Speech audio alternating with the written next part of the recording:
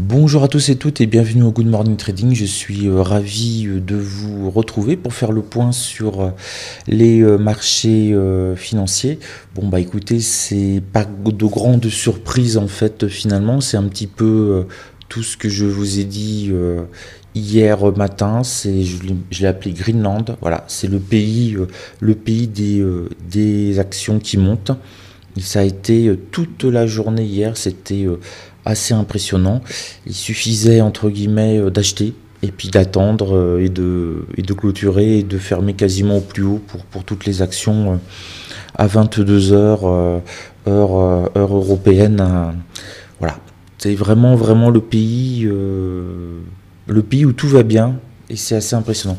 À tel point que par exemple à Wall Street, le S&P 500 a connu hier sa meilleure séance en progression depuis le mois de mars. Donc ça fait depuis 7 mois. Sur le secteur technologique, vous avez tout qui a augmenté fortement. Il a pris plus de 2%, le Nasdaq a pris plus de 2,28 de mémoire. Et vous avez Apple, Alphabet, Microsoft, Facebook, tous se sont mis à monter en ligne droite fortement. Et on a vraiment un très beau contexte à l'heure actuelle. Est-ce que ça va durer? Tout va dépendre de la saison, des résultats des entreprises. C'est ça vraiment qui nous porte de manière importante.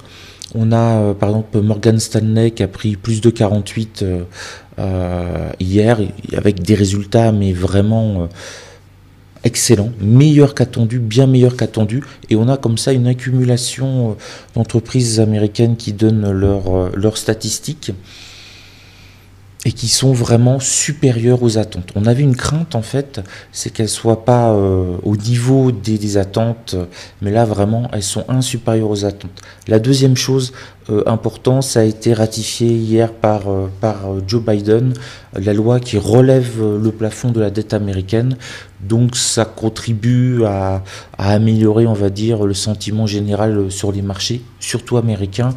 On évite ce point de tension, ce risque. Donc deuxième point positif.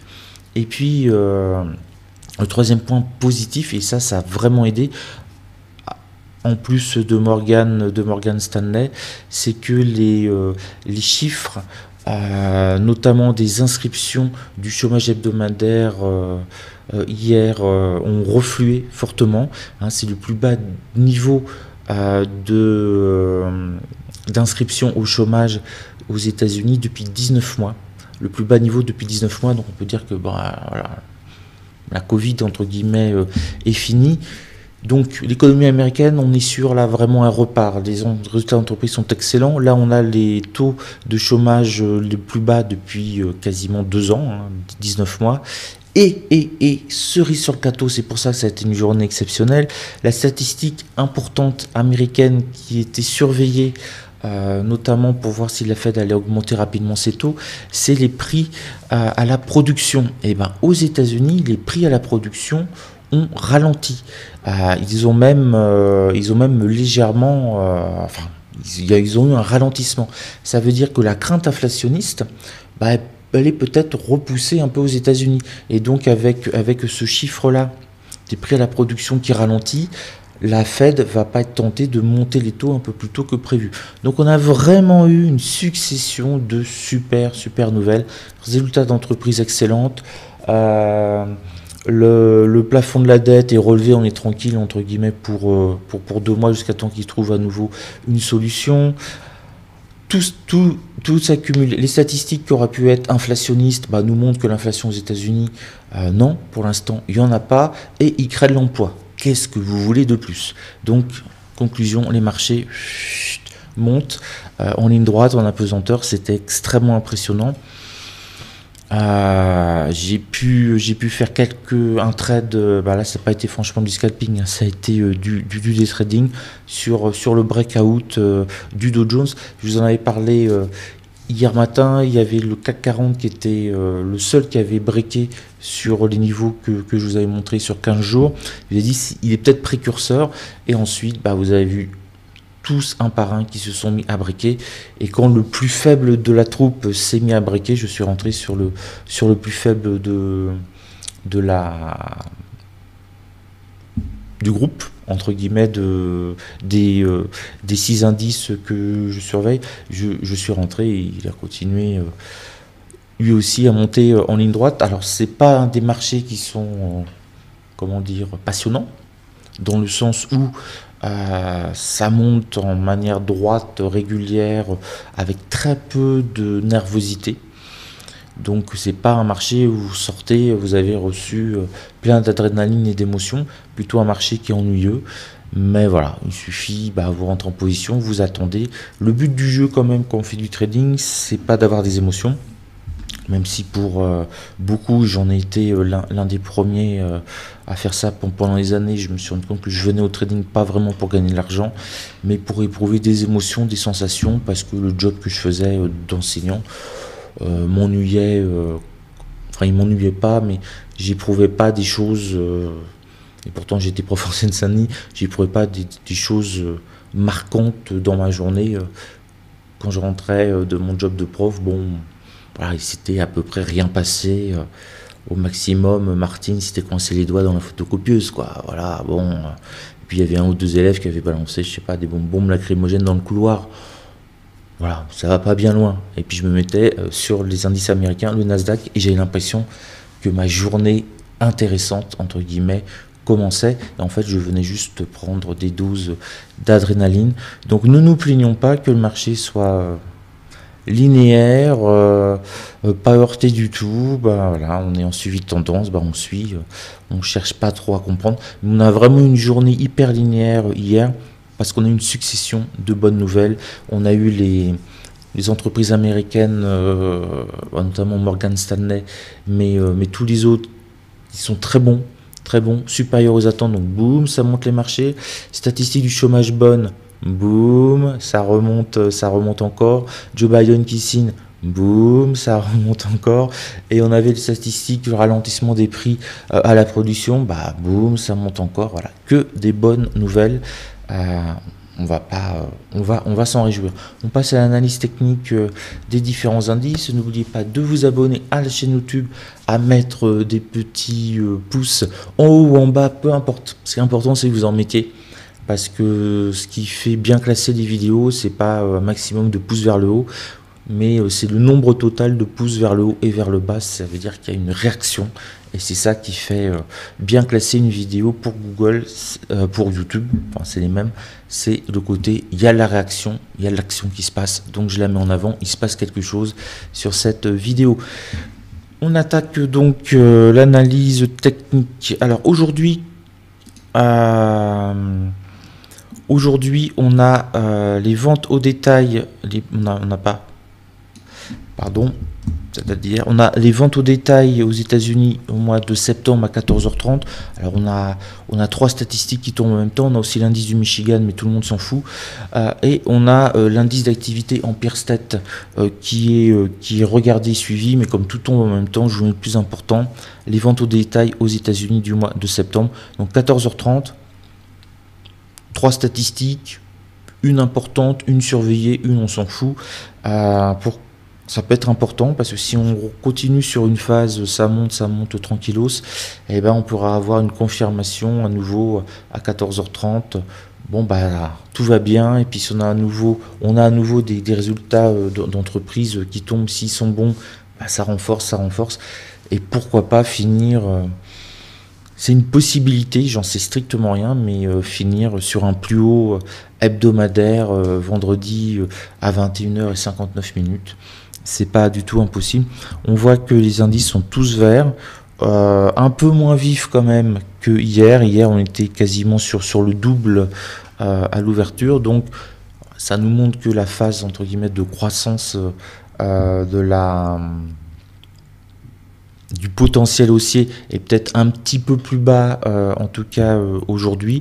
On n'aura pas le relais de croissance de Biden qui signe, on n'aura pas forcément le relais de croissance avec d'aussi bonnes statistiques hier, ça c'est sûr. On n'aura pas la baisse du chômage hebdomadaire, la stat est passée, donc peut-être une journée où on finira pas à plus 2,5% sur tous les indices américains, mais peut-être dans le vert. Voilà, c'est juste pour vous dire, vendredi, on peut vraiment finir sur un plus haut hebdomadaire, mais ce sera peut-être pas la journée la plus flamboyante de la semaine. Mais peut-être. Voilà, ça, personne ne peut le savoir. Oui, et on se retrouve demain pour 2 webinaires à 10 h. Un gros point sur les marchés, actions, crypto, taux. Je vais parler du secteur bancaire, etc. J'imagine, j'ai pas prévu encore. Et puis à midi, comme ça vous pourrez le voir tranquillement tout le week-end, un webinaire sur les salaires, le pouvoir d'achat et les augmentations des salaires minimaux dans les différents pays et qu'est-ce que cela crée. Est-ce que ça crée vraiment une augmentation du pouvoir d'achat ou pas? Et puis à 10 h, notre semaine chevalerie. Donc, analyse technique sur les indices. Bah écoutez, je vais vous refaire la même qu'hier. Ça peut monter non-stop. Acheter éventuellement sur un reflux. Bah, si on n'a pas... voilà, donc hier par exemple, on était sur le CAC 40. Il n'y a pas eu de reflux. Alors bon, j'ai des bougies en 1 heure. En 5 minutes, il y a eu un petit reflux là qui permettait de taper éventuellement, mais ça continue vraiment sa progression non-stop. On arrive quand même sur un gros barrage, la résistance à mensuelle et le plus haut du mois précédent. Voilà, que l'on a ici. Ça peut créer un barrage. Il y a des chances quand même que, comme je vous dis, que ça ralentisse, mais pour le moment, à moins d'avoir, on ne voit pas de raison de se mettre à vendre. Si on a vraiment un marché qui part en ligne droite, vous le voyez très bien en Aiki-Nashi, à partir de 10 h, la messe était dite, on a le premier Q-plat parfait, et ensuite Q-plat. Et éventuellement ici c'était la fin, on pouvait encaisser vers 19 h et d'ailleurs ça n'a rien fait jusqu'à la clôture entre 19 h et 20 h, ça n'a rien fait le reste sur la clôture. Donc voilà, en mode soft power, soft montée, tout va bien. Si les résultats des entreprises américaines continuent à tomber comme ça, on peut rester comme ça pendant très longtemps et rejoindre pourquoi pas les plus hauts historiques. En tout cas ici on a vraiment nettement, on le voit bien, un reverse total de la situation. Donc la tendance maintenant, voilà, elle est très nettement haussière. Sur le DAX 40, bah voilà,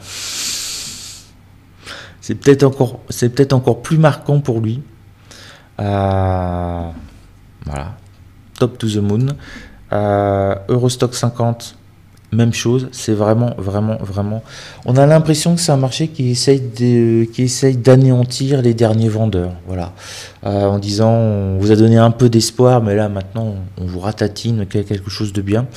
On a quand même repris presque 3% en 4 séances, donc c'est assez énorme, notamment sur l'Eurostock 50. Donc, bah voilà, achat, qu'est-ce que vous voulez que je vous dise? En se méfiant qu'on arrive au contact de grosses résistances, là par exemple ici la résistance 1 mensuelle, on pourra avoir une petite baisse, une petite intervention des vendeurs. Mais si on a des bonnes statistiques qui continuent, des bons résultats d'entreprise, ça peut continuer à monter. Sur le DAX, pareil, la plus grosse résistance qui pourrait bloquer un peu, bon, c'est symboliquement les 15 500 et après c'est 15 600. Mais là, le potentiel à nouveau de décoller. Hier, bon, si vous voulez, on avait vraiment une grosse indication hier comme quoi ça pouvait pulser, c'est que, hop, je zoome un peu plus, voilà. Dans la nuit, il n'avait cessé de monter, ce qui est relativement rare. Là, on voit que dans la nuit, ici, il s'est plutôt mis légèrement à monter, à stagner. Là, on a en fait la première petite rouge. Il y a certainement des vendeurs qui se disent bon, il faut absolument essayer de faire baisser en début de marché, sinon on va encore se faire bien massacrer. On va peut-être avoir une petite baisse en début de marché, mais ça va risque d'aller chercher un support et les acheteurs risquent de remettre vraiment une pièce au flipper dans la partie. Voilà, donc si vous êtes vendeur, bah voilà, à voir si vous coupez un doigt, un bras, une jambe, mais voilà, il y a Il n'y a rien pour l'instant qui nous indique que l'on puisse monter. Sur le Dow Jones, donc voilà, c'est là où je vous montre en fait l'entrée. C'était le seul qui n'avait pas breaké ici, et pour moi ici j'ai vu vraiment un signal d'entrée à partir entre 14h et 15h, à partir du moment où on a breaké le plus haut, que tous les autres indices étaient déjà en break. Je me suis dit, il veut pas être entre guillemets, il doit rattraper, les autres, et donc j'ai plutôt mis mes billes sur le Dow Jones, et puis voilà. Il continue de monter, bonne nouvelle. Alors ce qui est intéressant, c'est que il a continué de monter le contact de la résistance mensuelle qui semble le bloquer. Alors je dis bien qui semble le bloquer à l'heure actuelle, mais dans la nuit, il a été au contact dans la nuit, donc ça veut dire qu'il y a vraiment une fin d'achat de titres. On a clôturé sur le plus haut, et on a continué de monter dans la nuit pour aller chercher la résistance à un mensuel à 34 900. Donc bon bah voilà, il a vraiment 35 000 en ligne de mire. Pour le Nasdaq, encore plus impressionnant. Alors le Dow Jones est encore un petit peu en retard parce que sur les 15 jours, il vient de dépasser un tout petit peu le haut de son range de 15 jours, mais celui qui a la méga patate, c'est le Nasdaq, parce que lui il a explosé le plus haut de ces 15 jours et il continue de progresser fortement. Et ça, je vous l'ai montré très souvent, je reviens dessus. Alors c'est de nuit. C'est de nuit, je ne pense pas qu'il y ait beaucoup de Français qui ont tradé entre 3h et 4h du matin sur le Nasdaq. Mais regardez, on a une phase d'accélération mortelle. Là, mort aux vendeurs. Phase de nuit, on descend et on touche pile, alors à l'unité près, au point près, le point pivot mensuel. Et on se met à rebondir fortement. Et on est dans la nuit pour aller chercher encore un plus haut. Donc ça, si on a une passe graphique là sous les yeux, ça c'est déjà un signe vraiment que le marché est haussier. Normalement, après une telle hausse, il aurait dû avoir des prises de bénéfices et on aurait dû retrouver plutôt au contact des 15 000 le Nasdaq, mais on le trouve à 15 077. Donc là, on a même des acheteurs, j'allais dire, pas de dernière catégorie, mais de dernier moment, qui se disent, mais même à ce prix-là, ça vaut le coup, et qui rentrent un peu tard par rapport au profil de la semaine, mais il y a de l'espoir de continuer à ce que ça monte de manière fortement. Mais ça, ces retours, c'est vraiment très intéressant. Voilà, je vous ai expliqué plusieurs fois, là je le refais en 2 secondes. Quand vous avez une phase haussière, vous avez une accélération, vous avez un break d'une zone très forte, d'un point pivot très fort. Là, ici, le point pivot mensuel, on ne peut pas faire plus fort. Sinon, il faut aller sur des points pivots trimestriels. Mais bon, j'ai passé des dizaines et des centaines d'heures à les regarder et j'ai rien vu vraiment de pertinent statistiquement, au contraire des points pivots mensuels qui marchent super bien. Donc, quand vous passez au-dessus, que vous breakez et que vous revenez prendre appui dessus pour repartir, là c'est la petite respiration qu'ils attendaient, reprendre un petit peu leur oxygène pour repartir, faire à nouveau un sprint. Et ça c'est typiquement des phases de bull run, quoi, tout simplement. Là on a connu hier un bull run très nettement. En 48 heures on a pris 500 points. C'est quand même assez rare, assez exceptionnel. Petit tour sur le Russell. Même chose, même topo. Attention à la résistance 1 mensuelle et la zone des 2300. Ça fait beaucoup à franchir d'un coup pour le petit bonhomme. Et le plus haut du mois précédent est à 2308. Donc là, peut-être un petit peu attention sur le Russell 2000. Par contre, s'il explose son plus haut du mois précédent, c'est le Russell. Là, on peut fermer les yeux et acheter à peu près n'importe quel indice américain. C'est que ça va continuer de monter fortement. Et notre ami le S&P 500, même chose. Voilà, je vais pas rentrer pendant des heures et des heures dans les commentaires techniques que l'on peut faire. C'est haussier. Voilà, donc vous savez à peu près ce que vous devez faire. Si vous avez acheté, vous avez eu le bonheur d'acheter et de ne pas vendre, contrairement à moi hier, pour encaisser remontez au maximum votre stop très haut pour vous assurer un super gain et puis ayez l'espoir que ça continue de filer toute la journée et ce sera génial pour vous. Si vous êtes vendeur, vous avez vraiment des questions à se poser. Et si vous êtes non positionné comme moi maintenant, y a des questions aussi à se poser, mais bon, elles sont moins graves en fait. Si on loupe une opportunité, ça n'a aucune importance. Un lundi, on pourra retrader à nouveau. Là, ça va être le point d'entrée en fait. Voilà, donc j'aimerais quand même un petit reflux pour pouvoir rentrer. Donc voilà, bon, par exemple, si sur le S&P 500, ce serait au moins un petit reflux, un petit contact rapide sur le plus haut de la semaine précédente ou la middle art mensuelle, pour revenir au contact de la valeur qu'on avait à 20h. Si ça se met à monter en ligne droite, je vais avoir du mal à suivre. Là, j'ai besoin pour rentrer sur un marché super haussier, d'avoir une petite phase de baisse et de voir le contact et que ça repart. Et là, oui, je me pose pas de questions. Typiquement, ce que je vous ai montré sur le Nasdaq, bon, sauf qu'entre 3 et 4 heures du matin, je dormais. Mais typiquement, quand je vois ça sur le Nasdaq, en plus sur le point pivot mensuel, bon, je ne me serais pas posé de questions s'il était 16h ou 17h heure française et que le Nasdaq était ouvert. Mais bon, là, de nuit, je ne pouvais pas. Mais c'est typiquement ce genre de choses que je vais attendre aujourd'hui. C'est cette petite vague de reflux, entrer en contact sur un gros support, début d'un rebond, je rentre pour suivre la tendance générale, globale du marché qui est, si vous venez juste d'arriver, extrêmement verte, puisqu'on a eu que des bonnes nouvelles au niveau des entreprises. Et puis, ce qui ne pouvait nous inquiéter par rapport à l'inflation, on a une bonne stat américaine qui relativise un petit peu pour le moment la pression inflationniste aux États-Unis, donc une augmentation des taux de la Fed plus rapide que prévu.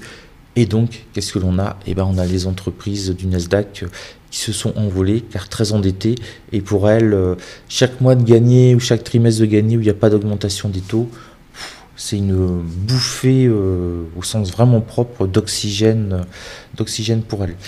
Voilà les amis, écoutez, on va se quitter. On va se quitter sur de bonnes vibrations. Alors attention, on en profite. Je vous en fais 3. Il compte pas, celui-là, il est raté. Voilà.